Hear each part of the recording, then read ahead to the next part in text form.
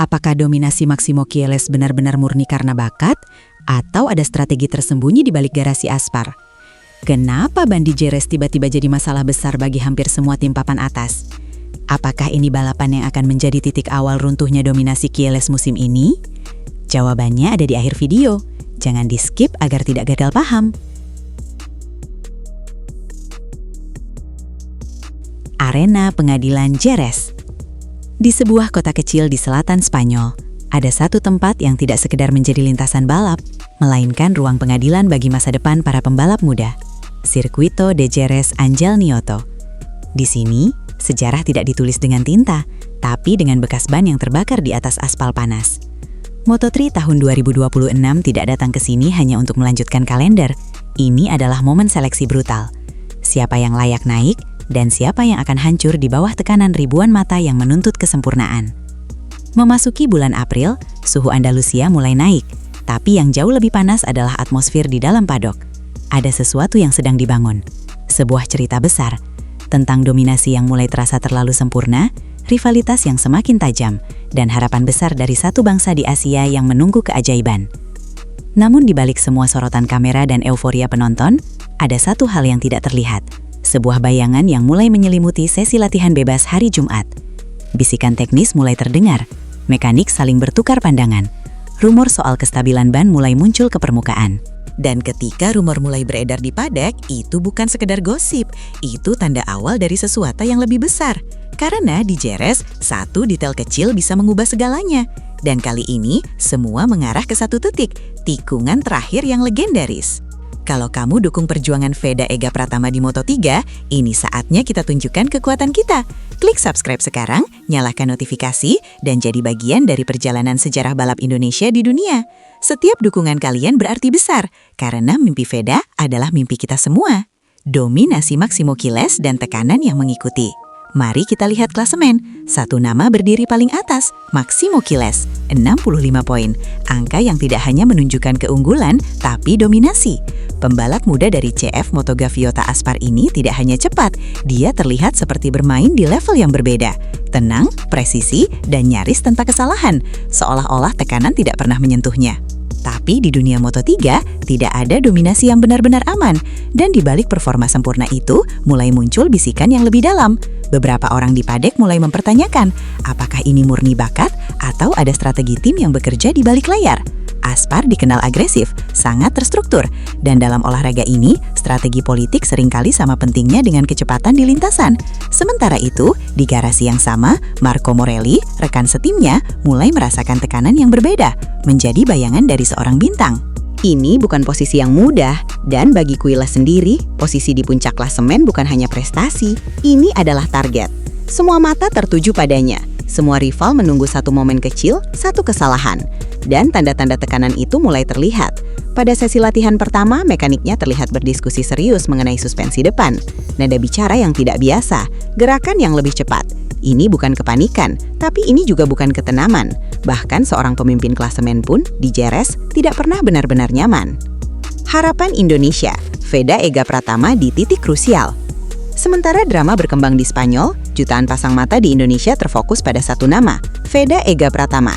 Posisi ke-7, 27 poin. Angka yang terlihat solid, tapi di balik itu ada ekspektasi yang jauh lebih besar. Veda bukan lagi sekadar talenta muda, dia adalah simbol, representasi harapan baru bagi dunia balap Indonesia di level global.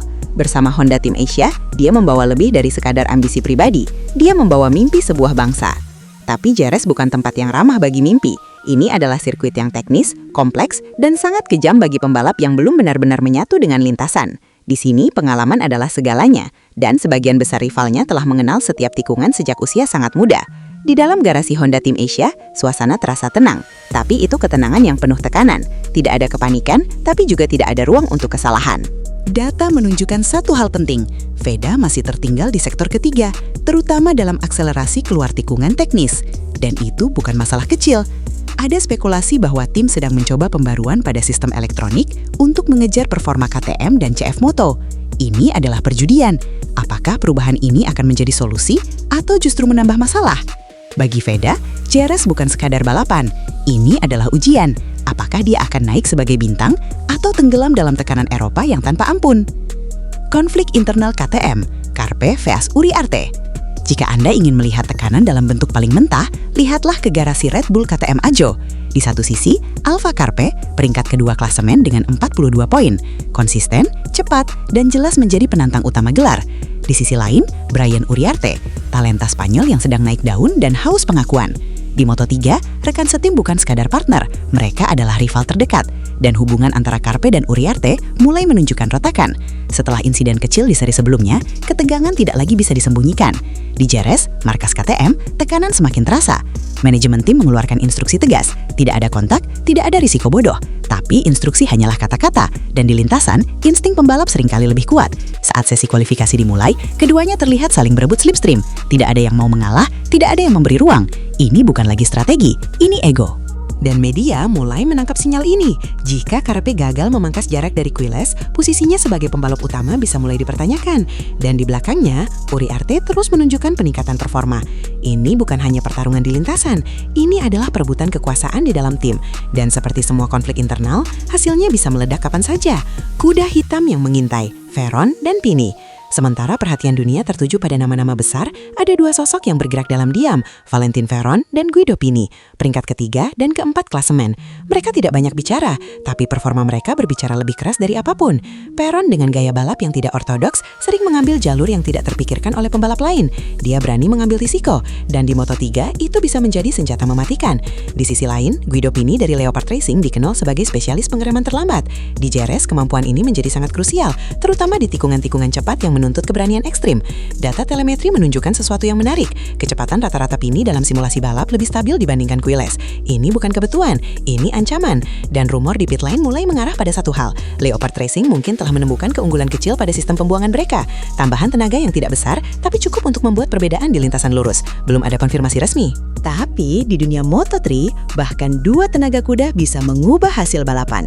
Dan pertanyaannya sekarang, apa yang akan terjadi jika salah satu dari mereka tiba-tiba muncul di depan, tepat saat para favorit mulai saling mengunci? Karena seringkali dalam kekacauan, justru mereka yang diamlah yang keluar sebagai pemenang. Awal kekacauan, suhu aspal dan krisis ban. Sabtu, 25 April, waktu menunjukkan pukul 18.10 WIB. Sesi kualifikasi kedua, Q2, dimulai. Ini bukan sekadar sesi penentuan posisi start. Ini adalah pertarungan 15 menit yang bisa menentukan nasib satu akhir pekan penuh. Di Jerez, posisi grid bukan keuntungan, itu kebutuhan. Memulai dari barisan depan berarti peluang bertahan hidup. Memulai dari tengah berarti siap masuk ke dalam zona chaos. Dan hari itu, kondisi lintasan berubah menjadi faktor utama. Suhu aspal melonjak hingga 45 derajat Celcius. Angka yang tidak hanya menguji mesin, tapi juga mental. Dalam kondisi seperti ini, ban belakang menjadi titik kritis. Dan masalah mulai muncul. Grip yang seharusnya stabil tiba-tiba terasa liar. Traksi yang biasanya bisa diprediksi berubah menjadi teka-teki. Mekanik dari berbagai tim papan atas terlihat bergerak lebih cepat dari biasanya. Diskusi intens, perhitungan ulang. Mereka dihadapkan pada dilema klasik, mengejar kecepatan maksimum atau mengorbankan itu demi stabilitas. Dan tidak ada jawaban yang benar, karena di Jerez, satu keputusan kecil bisa berarti pole position atau kegagalan total. Beberapa tim mulai mempertimbangkan penggunaan kompon keras, tapi itu pun berisiko. Karena jika salah perhitungan, pembalap bisa kehilangan momentum di sektor teknis. Dan saat tekanan meningkat, satu hal menjadi jelas. Ini bukan lagi soal siapa yang tercepat, ini soal siapa yang paling mampu beradaptasi dengan ketidakpastian. Insiden kunci, bendera kuning yang mengacak segalanya. Dan tepat ketika semua tim mulai menemukan ritme mereka, kekacauan itu benar-benar terjadi. Tikungan 6, salah satu pembalap unggulan kehilangan kendali. Sebuah insiden kecil, tapi dengan dampak besar. Motor terjatuh, debu aspal terangkat, dan dalam hitungan detik bendera kuning dikibarkan. Di Moto3, bendera kuning bukan sekedar peringatan, itu adalah penghentian harapan. Semua lap cepat yang sedang berlangsung otomatis gugur. Para pembalap yang sedang berada di sektor terbaik mereka dipaksa mengangkat gas, dan reaksi di pedok langsung terasa, frustrasi, kekecewaan, bahkan kemarahan. Beberapa pembalap yang sebelumnya terlihat siap merebut pole position, kini harus menerima kenyataan. Kesempatan itu hilang dalam satu momen, tanpa peringatan. Dan disinilah Jerez menunjukkan sisi brutalnya, karena bukan hanya kecepatan yang menentukan hasil, tapi juga timing. Dan kali ini, timing tidak berpihak pada para favorit. Grid mulai terbentuk dengan pola yang tidak biasa. Nama-nama besar tidak lagi mendominasi barisan depan. Dan di tengah kekacauan itu, satu pembalap non-unggulan berhasil memanfaatkan situasi. Menyelinap, diam-diam, tapi efektif. Ini bukan keberuntungan, ini insting. Dan hasilnya, sebuah grid yang benar-benar tak terduga. Quiles terguncang, pemimpin tanpa pole position. Semua mata langsung tertuju pada satu fakta yang tidak bisa diabaikan. Maximo Quiles tidak berada di pole position. Bagi pemimpin klasemen, ini bukan sekedar statistik. Ini sinyal. Dominasi yang sebelumnya terlihat tak tergoyahkan mulai menunjukkan celah. Quiles memang masih cepat, tapi kali ini dia tidak sempurna. Dan di Moto3, perbedaan kecil bisa menjadi masalah besar. Memulai dari posisi yang tidak ideal berarti harus menghadapi risiko lebih tinggi di lap pertama. Kontak, kehilangan posisi, bahkan insiden yang tidak terduga. Di dalam garasi Aspar, suasana berubah. Tidak panik, tapi jelas lebih tegang. Para mekanik kembali memeriksa data. Suspensi, ban, distribusi bobot, semua diperiksa ulang. Karena mereka tahu, balapan hari Minggu tidak akan berjalan sesuai rencana awal. Dan bagi Quiles sendiri, ini adalah ujian mental. Apakah dia masih bisa mengontrol balapan dari posisi yang tidak menguntungkan, atau justru tekanan akan mulai menggerus konsistensinya? Para rivalnya melihat ini sebagai peluang, dan di Moto3, peluang seperti ini jarang datang dua kali. Grid tak terduga, panggung untuk drama besar. Hasil akhir kualifikasi menghadirkan sesuatu yang jarang terjadi, grid yang benar-benar terbuka. Tidak ada dominasi, tidak ada pola yang jelas. Pembalap-pembalap unggulan tersebar. Dan di barisan depan muncul nama yang tidak banyak diperhitungkan sebelumnya. Ini mengubah segalanya. Karena di Moto3, posisi start bukan hanya soal strategi. Ini soal dinamika balapan. Pembalap yang memulai dari depan bisa mengontrol ritme, menghindari resiko awal. Sementara mereka yang berada di belakang harus bertarung sejak detik pertama. Dan dengan grid seperti ini, satu hal menjadi pasti.